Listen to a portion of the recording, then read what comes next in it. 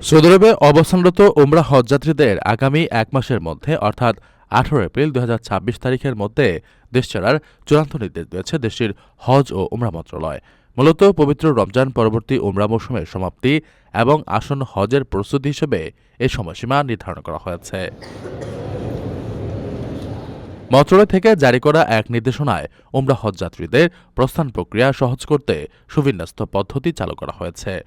নির্দেশনায় জানানো হয়, সকল হজযাত্রীকে তাদের উমরা কোম্পানিগুলোর সঙ্গে সমন্বয় করে ভ্রমণের সময়সূচি নিশ্চিত করতে হবে এবং আবাসস্থল থেকে সময়মতো চেক আউট সম্পন্ন করতে হবে। বিমানবন্দরে ভিড় এড়াতে ফ্লাইটের অন্তত ৪ ঘণ্টা আগে উপস্থিত থাকার পরামর্শ দেওয়া হয়েছে। কর্তৃপক্ষ পুনরায় সতর্ক করে জানিয়েছে যে ভিসার মেয়াদ শেষ হওয়ার পর দেশটিতে অবস্থান করা সম্পূর্ণ বেআইনি। এই নিয়ম লঙ্ঘনকারীদের ওপর জরিমানা, কারাদণ্ড এবং নির্বাসনসহ কঠোর শাস্তিমূলক ব্যবস্থা গ্রহণ করা হবে।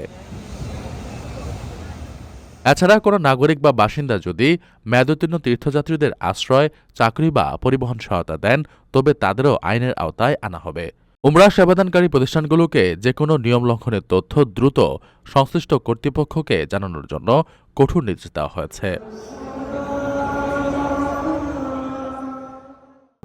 প্রবাসীদের জন্য নির্মাণ হচ্ছে দেশের প্রথম স্মার্ট সিটি, যেখানে থাকছে স্কুল, মসজিদ, হাসপাতাল, সুইমিং পুল, হেলিপ্যাড, পাঠাগার, জিম, সুপারমার্কেট, শিশু পার্ক সহ সকল নাগরিক সুবিধা।